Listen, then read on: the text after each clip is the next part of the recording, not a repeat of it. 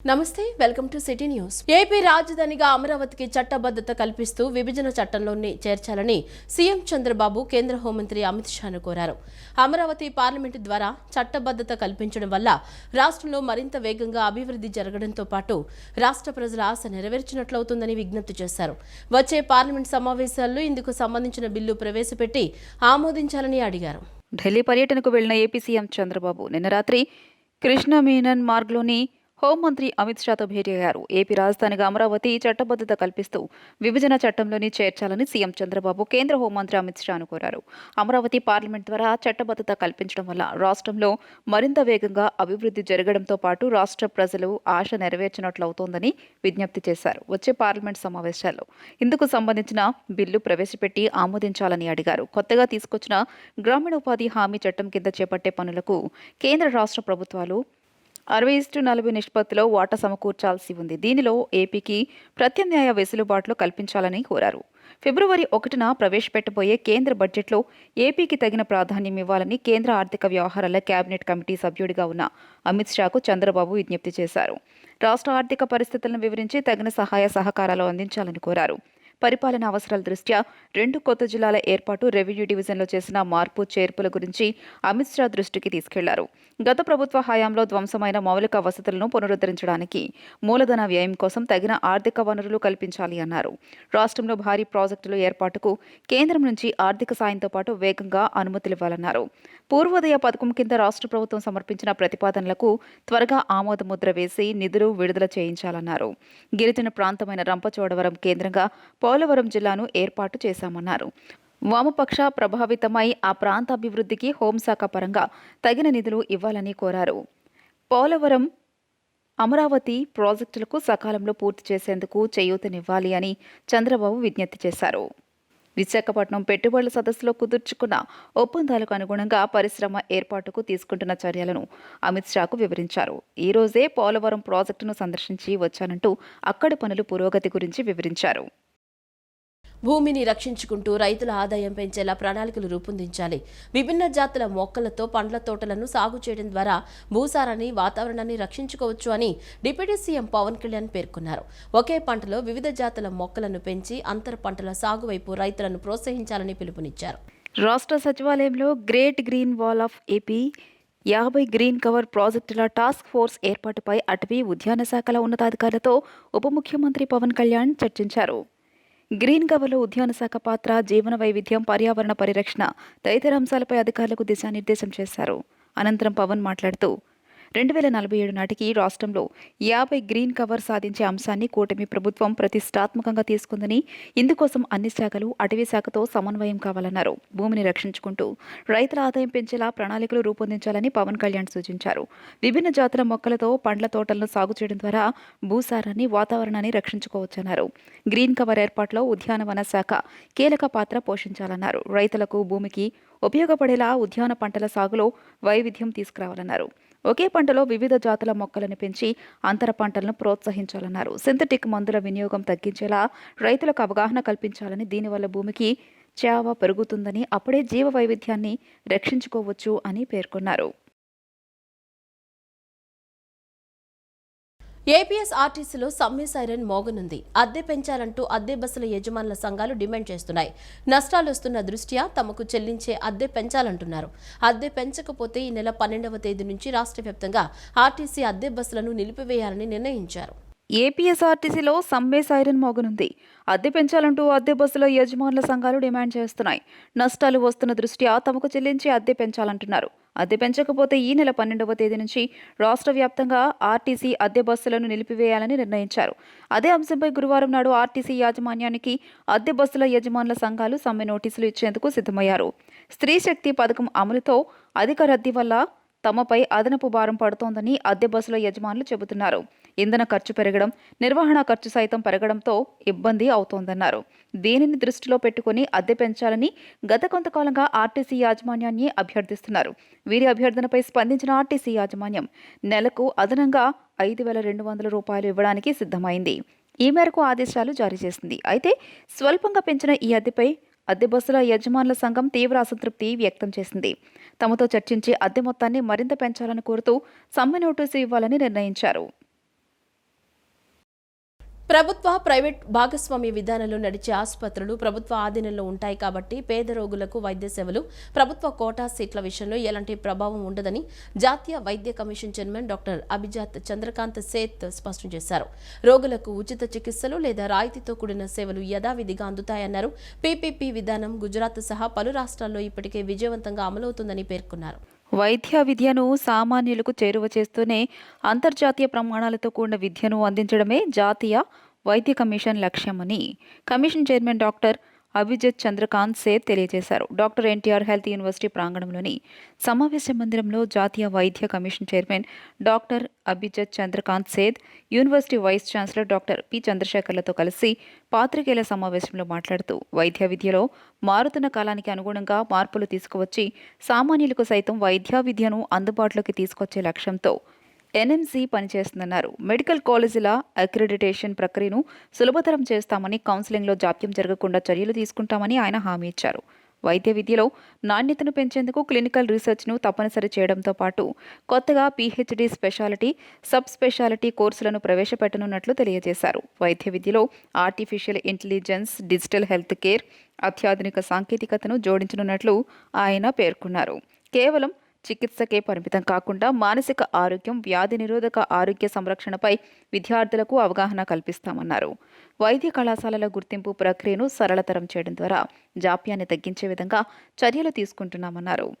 NTR university ఆహ్వానానికి ధన్యవాదాలు తెలుపుతూ ముఖ్యమంత్రి చంద్రబాబు నాయుడు ఇతర ప్రముఖులకు కృతజ్ఞతలు తెలియజేశారు. ఈ సందర్భంగా ఉదయం ముఖ్యమంత్రి నారా చంద్రబాబు నాయుడుతో సమావేశమై వివిధ వైద్య విద్యకు సంబంధించి వివిధ అంశాలు చర్చించామని, విశ్వవిద్యాలయ అధికారులతో కూడా సమావేశమయ్యామన్నారు.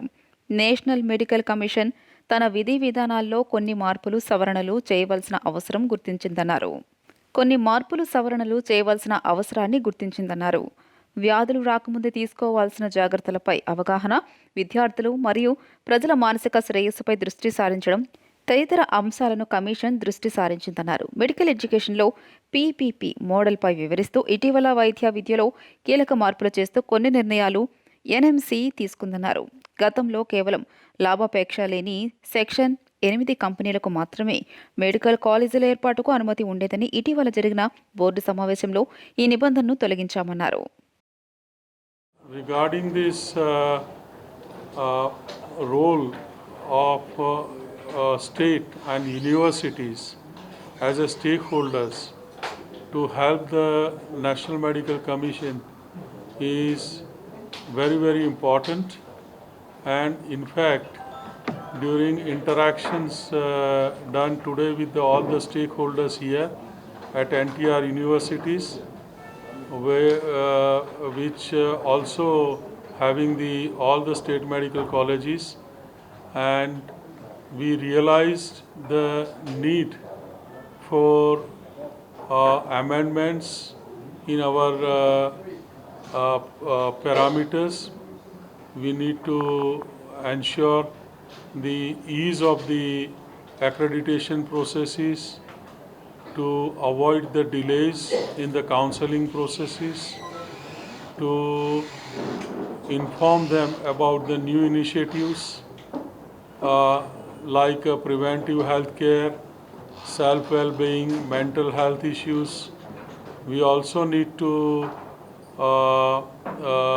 we discussed about the future assessment systems like the next examination, which is not to be done immediately, but it will happen in couple of years' time. All the new initiatives done at National Medical Commission, which not only includes the seat increase, but what are the steps taken to enhance the quality of medical education. Tharani తరంగాలు మహిళా pest ఎంతో ఉత్సాహంగా సాగుతుంది. మహిళలు, కళాశాలలు, పాఠశాల విద్యార్థినులు ఎంతో ఉత్సాహంగా ఈ ఫెస్ట్లో పాల్గొన్నారు. వివిధ అంశాలను నిర్వహిస్తున్న పోటీల్లో ఉత్సాహంగా పాల్గొంటూ తమ ప్రతిభను చాటుతున్నారు.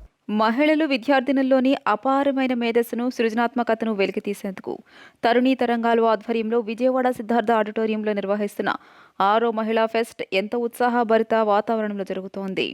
నిన్న నిర్వహించిన వివిధ అంశాల్లో మహిళలు, యువతులు ఎంతో ఉత్సాహంగా పాల్గొని తమ సత్తా చాటారు.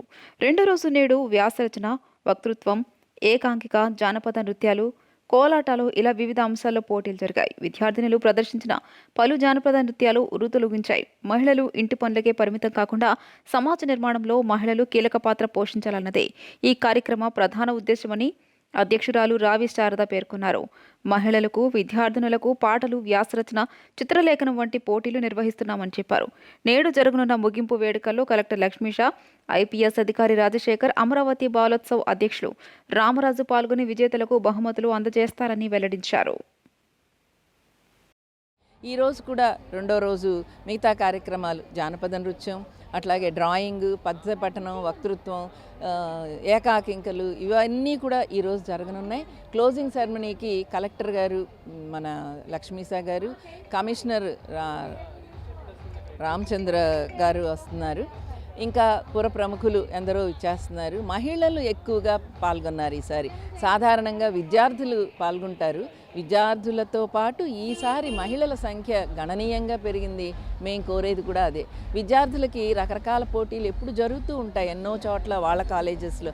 కానీ మహిళలకి ప్రత్యేకంగా మహిళల కోసం చేసిన నా ఎరుకలో ముగ్గులు తప్ప మరేది పెట్టట్లేదు మహిళలకి. చాలా బాధాకరమైన విషయం అది. ఇక్కడ అన్నీ వాళ్ళకి వ్యాసాలు, వక్తృత్వం, కథారచన, వెజిటబుల్ కార్వింగ్ ఇలాంటి పోటీలు అన్నిట్లో మహిళలు ఉత్సాహంగా పాల్గొన్నారు. ఎక్కువ మంది పాల్గొనటం మాకు ఆర్గనైజర్స్ కూడా ఎంతో ఆనందంగా ఉంది. కృష్ణా జిల్లా మచిలీపట్నం రోడ్డు భద్రతా వారోత్సవాల్లో భాగంగా మచిలీపట్నంలో హెల్మెట్ ధారణపై జిల్లా SP Vidyasagar Naidu bike rally నిర్వహించి పట్టణవాసులకు అవగాహన కల్పించారు. అనంతరం ఎస్పీ విద్యాసాగర్ నాయుడు మాట్లాడుతూ రోడ్డు ప్రమాదాలపై ప్రజలకు అనేక అవగాహన కార్యక్రమాలు నిర్వహిస్తున్నట్లు తెలిపారు. కృష్ణా జిల్లా పరిధిలో ఎక్కువగా జాతీయ రహదారులు ఉండడంతో రోడ్డు ప్రమాదాలు అధికంగా జరుగుతున్నాయన్నారు. జాతీయ రహదారిపై ఎక్కువ శాతం ప్రజలు హెల్మెట్ ధరించకపోవడం వల్లే అధికంగా మరణాల శాతం నమోదవుతున్నాయన్నారు. హెల్మెట్ ధరించడం వలన ప్రాణాపాయ స్థితి నుంచి బయటపడగలమని, ప్రతి ఒక్కరూ తమ కుటుంబాలను దృష్టిలో ఉంచుకుని తప్పనిసరిగా హెల్మెట్ ధరించాలని సూచించారు. మచిలీపట్నం పశువులను రోడ్లపై సంచరించకుండా చర్యలు పశు యజమానులు జాగ్రత్తలు తీసుకోవాలని హెచ్చరించారు. కృష్ణా జిల్లాలోని గుడివాడలో టీడీపీ సానుభూతిపరుడు దుగ్గిరాల ప్రభాకర్ కిడ్నాప్ అంశం తీవ్ర కలకలం రేపింది. గత ప్రభుత్వ పెద్దల అవినీతిపై ఫిర్యాదులు చేశారనే కారణంతో అతన్ని కిడ్నాప్ చేసినట్లు తెలుస్తోంది. ఈ అంశంలోనే అతన్ని బెదిరించి రాత్రి సమయంలో వదిలేసినట్లు బాధిత వ్యక్తి కుటుంబ సభ్యులు తెలిపారు. కృష్ణా జిల్లాలోని గుడివాడలో టీడీపీ సానుభూతిపరుడు దుగ్గిరాల ప్రభాకర్ కిడ్నాప్ అంశం తీవ్ర కలకలం రేపింది. గత ప్రభుత్వ పెద్దల అవినీతిపై ఫిర్యాదులు చేశారనే కారణంతో అతన్ని కిడ్నాప్ చేసినట్లు తెలుస్తోంది. ఈ అంశంలోనే అతన్ని బెదిరించి రాత్రి సమయంలో వదిలేసినట్లు బాధిత వ్యక్తి కుటుంబ సభ్యులు తెలియజేశారు. ప్రభాకర్ నిన్న ఉదయం 9 గంటలకు తన బైక్పై మచిలీపట్నం వెళ్తుండగా పెడన వద్ద గుర్తు తెలియని వ్యక్తులు అతన్ని కిడ్నాప్ చేశారు. అనంతరం నిర్మానుష్య ప్రాంతంలోకి తీసుకెళ్లి సాయంత్రం వరకు నిర్బంధించారు. బెదిరింపులకు గురిచేసి రాత్రి సమయంలో అతన్ని వదిలేశారు. దుండగులు వదిలేయడంతో ప్రభాకర్ నేరుగా గుడివాడ ప్రభుత్వ ఏరియా ఆసుపత్రిలో చేరారు. దుండగులు తమను కొట్టారని ప్రభాకర్ మీడియాకు వివరించారు. కాగా లిక్కర్ గోడౌన్ లీజ్ వ్యవహారంలో మాజీ మంత్రి కొడాలి నాని, ఆబ్కారీ కార్పొరేషన్ ఎండీ వాసుదేవరెడ్డిపై పోలీసులకు ఫిర్యాదు చేశారు ప్రభాకర్. ఈ కేసు ప్రస్తుతం విచారణకు రానుంది. ఈ కేసు విషయంలో వారే దాడి చేయించి ఉంటారని ప్రభాకర్ కుటుంబ సభ్యులు అనుమానం వ్యక్తం చేస్తున్నారు. ఈ విషయంపై మీడియాతో మాట్లాడేందుకు ప్రభాకర్ నిరాకరిస్తున్నారు. ప్రభాకర్ పూర్తి వివరాలు చెబితే అసలు ఏం జరిగిందనేది తెలియనుంది. కాగా ఈ కిడ్నాప్ వ్యవహారంపై ప్రభాకర్ కుటుంబ సభ్యులు పోలీసులకు ఫిర్యాదు చేశారు. దీనిపై కేసు నమోదు చేసుకున్న గుడివాడ 2 టౌన్ పోలీసులు దర్యాప్తు చేస్తున్నారు. ఉదయం 8 గంటలకు ఇంట్లోంచి బయలుదేరి బందరు వెళ్తూ ఉండగా పెడన రోడ్లో తెలుగుదేశం పార్టీకి కార్యకర్తలే అసలైన బలమని, వారి కృషితోనే పార్టీ పటిష్టంగా ఉందని ఎమ్మెల్యే వెనిగండ్ల రాము పేర్కొన్నారు. పార్టీ కోసం అంకిత భావంతో పనిచేసిన ఉత్తమ కార్యకర్తలను గుర్తించి వారిని గౌరవించుకోవడం సంతోషకరమన్నారు. కృష్ణా జిల్లా గుడివాడ టీడీపీ కార్యాలయంలో ఉత్తమ కార్యకర్తల సత్కార కార్యక్రమం గురువారం ఉదయం ఘనంగా జరిగింది. నియోజకవర్గ పరిధిలో ఎంపికైన 45 మంది ఉత్తమ కార్యకర్తలకు మంత్రి నారా లోకేష్ అభినందనలతో కూడిన ప్రశంసా పత్రాన్ని అందించిన ఎమ్మెల్యే రాము శాలువా, పూలమాలలతో వారిని సత్కరించారు. ఈ సందర్భంగా జరిగిన సభలో ఎమ్మెల్యే రాము మాట్లాడుతూ కార్యకర్తల అభిమతం మేరకే పార్టీ ముందుకు సాగుతోందన్నారు. అధికారంలో ఉన్నా లేకున్నా ప్రజల కోసం పోరాడే కార్యకర్తలు ఉన్న ఏకైక పార్టీ టీడీపీ మాత్రమేనని అన్నారు. నిబద్ధత, క్రమశిక్షణ, ప్రజల కోసం పోరాడే తత్వాలను అన్న ఎన్టీఆర్, చంద్రబాబు మొదటి నుండి మనందరికీ నేర్పారన్నారు. ఎన్ని కష్టాలు వచ్చినా టీడీపీ కార్యకర్తలు ప్రజల తరపున పోరాడతారని ఎమ్మెల్యే రాము ఉద్ఘాటించారు. పోరాడే తత్వం టీడీపీ కార్యకర్తల డీఎన్ఏలోనే ఉందన్నారు. టీడీపీలో కార్యకర్తలకు ఎప్పుడు గుర్తింపు ఉంటుందని, కార్యకర్తల సంక్షేమానికి టీడీపీలో ప్రత్యేక వ్యవస్థ ఏర్పాటు చేశారని, రానున్న రోజుల్లో మంచి కార్యక్రమాలు కార్యకర్తల కోసం రానున్నట్లు ఎమ్మెల్యే రాము చెప్పారు. సుపరిపాలనలో కార్యక్రమంలో ఎవరైతే 100% పనిచేశారో వారిని పార్టీ కేంద్ర కార్యాలయం ఉత్తమ కార్యకర్తలుగా ఎంపిక చేసినట్లు చెప్పారు. మిగిలిన వారు మరింత స్ఫూర్తితో పనిచేసి మరింత ఎక్కువ మంది గుడివాడ నుండి ఉత్తమ కార్యకర్తలుగా ఎంపిక కావాలని గుడివాడ ఎమ్మెల్యే రాము పిలుపునిచ్చారు. తొలి అడుగులో ఎవరైతే 100% ఎవరి యాప్లో అయితే కనుక 100% తొందరగా పూర్తయిందో వాళ్ళందరినీ ఎంపిక చేసి వాళ్ళందరినీ ఎంపిక చేసి 43 మందికి మనకి స్టాండర్డ్స్ ప్రకారం మనకి రాష్ట్ర స్టాండర్డ్స్ ప్రకారం 43 మందికి ఉత్తమ కార్యకర్తల కింద సర్టిఫికేట్లు పంపించారు. అదే మనం చేసుకుంటా ఉన్నాం. ఇవాళ రాలేదు, ఇవాళ మనకి చేయలేదు, మనకు తప్పు చేశారు, ప్రతి ఒక్కరికి ఇదొక ఆలోచన ఉంటుంది. మనం బాగా చేసాము, మిగతా వాళ్ళు ఎవరో చేయలేదనో, చేసిన వాళ్ళకి రాలేదనో ఇదంతా కాదు. ఇది కంప్లీట్గా ఒకే ఒక్క క్రైటీరియా. ఎవరి యాప్లో అయితే కనుక అతి త్వరగా ఫినిష్ చేశారో వాళ్ళ యాప్లో వాళ్ళే చేయొచ్చు. వేరే వాళ్ళు పెట్టుకుని చేయించుకున్నారో మరి ఎలా అయినా కానీ చేస్తాం. అయితే కనుక వాళ్ళ యాప్లో అయిపోయింటే వాళ్ళకి మాత్రం సర్టిఫికేట్ వచ్చిందని చెప్పి మీ అందరికీ తెలియజేసుకుంటూ, జిల్లాలో బ్రహ్మాండమైన సర్వీస్ యాక్టివిటీస్ ను చేస్తూ ఈస్ట్ లయన్స్ క్లబ్ ను ప్రగతి పదంలో ముందుకు నడిపిస్తున్నట్లు డిస్ట్రిక్ట్ గవర్నర్ వివిపిఎస్ ఆంజనేయులు తెలిపారు. రాబోయే రోజుల్లో ప్రతి ఆదివారం ఉచిత వైద్య శిబిరాన్ని నిర్వహించేలా సన్నాహాలు చేస్తున్నట్లు పేర్కొన్నారు. నగరంలోని మారుతినగర్ తూర్పు లయన్స్ సమావేశ మందిరంలో east Lions multi service trust ఆధ్వర్యంలో ఉచిత డయాబెటీస్, బీపీ హెల్త్ క్లినిక్ ను ప్రారంభోత్సవ కార్యక్రమాన్ని ఘనంగా నిర్వహించారు. ఈ కార్యక్రమానికి district governor VVPS Anjaneyulu, past governor Devineni Joni Kumari, guest of honour first vice district governor NVVS Prasad, second vice district governor Chennareddy Srinivasareddy పాల్గొన్నారు. అనంతరం district governor VVPS Anjaneyulu, East Club కంటి ఆసుపత్రి చైర్మన్ డాక్టర్ హనుమయ్యలు మాట్లాడుతూ ఇటీవల ఈస్ట్ లయన్స్ క్లబ్ ఆధ్వర్యంలో సమావేశం మందిరాన్ని ఆధునీకరించామని తెలియజేశారు. అలాగే permanent diabetes and hypertension health క్లినిక్ను నూతనంగా ప్రారంభించినట్లు తెలియజేశారు. లయన్స్ ఐ క్లినిక్ ద్వారా పేద ప్రజలకు క్లబ్ సభ్యులు పూర్తి సహకారంతో 30,000 కంటి ఆపరేషన్లు పూర్తి చేశామన్నారు. ఇప్పటి వరకు ప్రతి నెల 3వ ఆదివారం షుగర్, బీపీ పరీక్షలు చేసి ఉచితంగా మందులు ఇస్తున్నామన్నారు. రాబోయే రోజుల్లో ప్రతి ఆదివారం ఉచిత వైద్య శిబిరాన్ని నిర్వహించేలా సన్నాహాలు చేస్తున్నట్లు పేర్కొన్నారు. ఈస్ట్ లయన్స్ స్వచ్ఛందంగా చేస్తున్న సేవలు చూసి మెంబర్షిప్ అధికంగా పెరిగిందన్నారు. జిల్లాలో బ్రహ్మాండమైన సర్వీసు యాక్టివిటీస్ చేస్తూ ఈస్ట్ లయన్స్ క్లబ్ను ప్రగతి పథంలో ముందుకు నడిపిస్తున్నట్లు స్పష్టం చేశారు. Permanent diabetes and hyper tension clinic ఇది స్టార్ట్ చేసాము. దీని ద్వారా ప్రతి నెల మేము ప్రతి 3వ ఆదివారం షుగర్ టెస్టులు, బీపీ టెస్టులు ఫ్రీగా చేసి ఉచితంగా మందులు కూడా ఇవ్వడానికి నిర్ణయించుకున్నాము.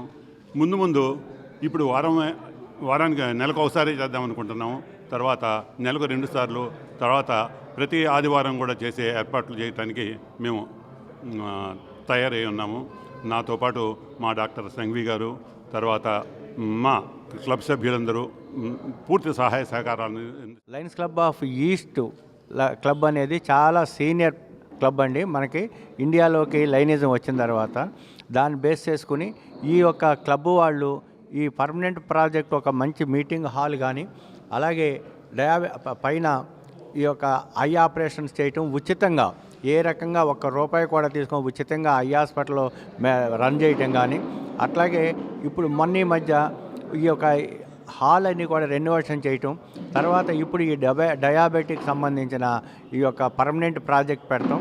ఈ పర్మనెంట్ ప్రాజెక్ట్ నేను కూడా ఇనాగ్రేట్ చేయటం కూడా చాలా సంతోషంగా చేస్తున్నాను. ఈ క్లబ్లో పెద్దలు పాస్ట్ డిస్ట్రిక్ట్ గవర్నర్ గోపీనాథ్ గారు ఉంటాం. ఆ క్లబ్ యొక్క అదృష్టంగా కూడా మేము అనుకుంటాం. మా జిల్లాలోనే నెంబర్ 1 క్లబ్గా మెంబర్షిప్లో కానీ, ఇలాంటి సర్వీస్ యాక్టివిటీస్లో కానీ, ఇలాంటి పర్మనెంట్ ప్రాజెక్ట్ స్టార్ట్ చేయడంలో కానీ నెంబర్ 1గా ముందుకు వచ్చి విజయవాడ రూరల్ మండలం నున్న రైతు సేవా కేంద్రంలో బుధవారం రైతులకు మామిడి సాగులో సమగ్ర పోషక యాజమాన్యం మరియు సస్యరక్షణ అంశాలపై రైతులకు శిక్షణా కార్యక్రమాన్ని నిర్వహించారు. మామిడిలో మొగ్గ దశ నుంచి కోత దశ వరకు సస్యరక్షణ చర్యల గురించి వివరిస్తూ శాస్త్రవేత్తలు రైతులకు అవగాహన కల్పించారు. విజయవాడ రూరల్ మండలం నున్న రైతు సేవా కేంద్రంలో బుధవారం రైతులకు మామిడి సాగులో సమగ్ర పోషక యాజమాన్యం మరియు సస్యరక్షణ అంశాలపై రైతులకు శిక్షణ కార్యక్రమాన్ని నిర్వహించారు. మామిడిలో మొగ్గ దశ నుండి కోత దశ వరకు సస్యరక్షణ చర్యల గురించి వివరిస్తూ శాస్త్రవేత్తలు రైతులకు అవగాహన కల్పించారు. ఈ కార్యక్రమంలో భాగంగా mango research station Nuzvid principal శాస్త్రవేత్త డాక్టర్ కనక మహాలక్ష్మి మాట్లాడుతూ మామిడిలో మొగ్గ దశ నుండి కోత దశ వరకు సస్యరక్షణ చర్యల గురించి వివరిస్తూ నల్లపూత దశలో ఆశించే తేనె, మంచు పురుగు, తామర పురుగుల నివారణకు బఫ్రూఫోజిన్ 20% ప్లస్ ఎఫిసేట్ 50% WP 1 గ్రామ్ లేదా లీటర్ బూడిద తెగులు నివారణకు కార్బండైజమ్ 12% ప్లస్ మాంకోజబ్ 63% WP 2 గ్రాములు లీటరుకు పిచికారీ చేసుకోవాలని సూచించడం జరిగింది. పండు ఈక నివారణకు లింగాకర్షక బుట్టలు మరియు నల్ల తామర పురుగులకు పసుపు జిగురు అట్టలు ఏర్పాటు చేసుకోవాలని చెప్పారు. జిల్లా ఉద్యానాధికారి బాలాజీ కుమార్ మాట్లాడుతూ సూక్ష్మ సేద్య పరికరాలు అనగా డ్రిప్ మరియు స్ప్రింక్లర్ సబ్సిడీ వివరాలను తెలుపుతూ రైతులందరూ సబ్సిడీని వినియోగించుకోవాలని కోరారు.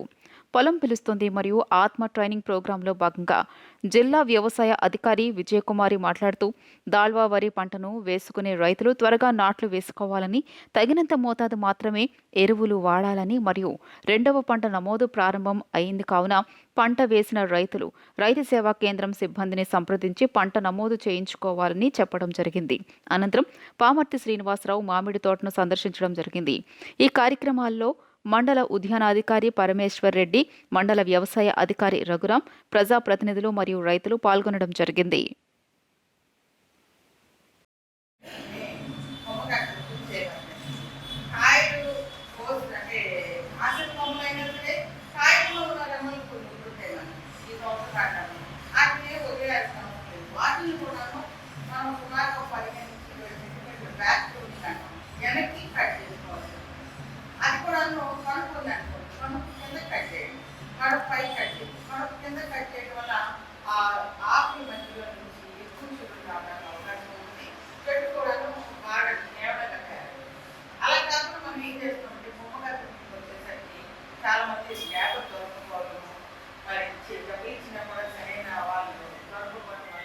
ఈ వార్తలు ఇంతటితో సమాప్తం. నమస్కారం.